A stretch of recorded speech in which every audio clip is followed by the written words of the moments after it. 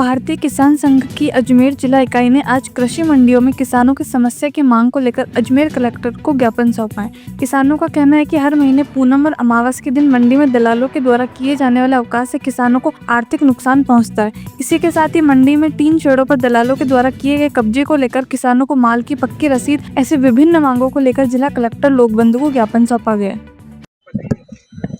आज भारतीय किसान संघ जिला अजमेर की बैठक हुई।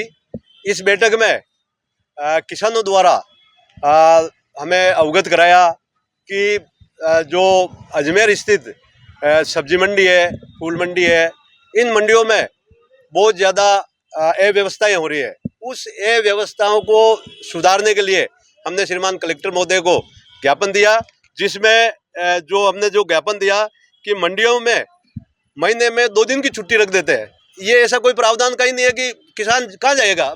2 दिन तक अगर किसान का माल नहीं बिकेगा तो वो माल कहाँ जाएगा। उस माल को वो लेके बैठा रहेगा और सस्ते भाव के मजबूरी में उसको दे के जाना पड़ेगा। तो इसके लिए हमने कलेक्टर साहब से कहा कि एक छुट्टी चलेगी। तो मंडी प्रशासन से कलेक्टर साहब ने हमें आश्वासित किया कि हम मंडी प्रशासन से बात करके इसको हम तत्काल ठीक कराएंगे। और किसानों द्वारा ये भी स्थिति हमें बताया कि वहाँ पे जो टीन शेड और चबूतरे बने हुए हैं उस पे वो जो आड़ते हैं, वो दलाल है, वो अवैध रूप से कब्जा कर रखा उन्होंने। वो प्लेटफार्म उन पे किसानों के, क्योंकि किसानों को माल रखने के लिए वो प्लेटफार्म बनाए गए, उनमें वो दलाल और आड़ती कब्जा कर रखा है।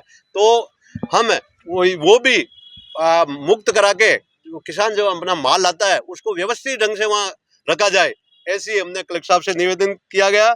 और आड़तियों द्वारा एक किसानों को कच्ची पर्ची दे दी जाती है। हमने मांग की कि पक्की पर्ची ही दी जाए किसानों को, विक्रय पर्ची जिसे कहा गया है।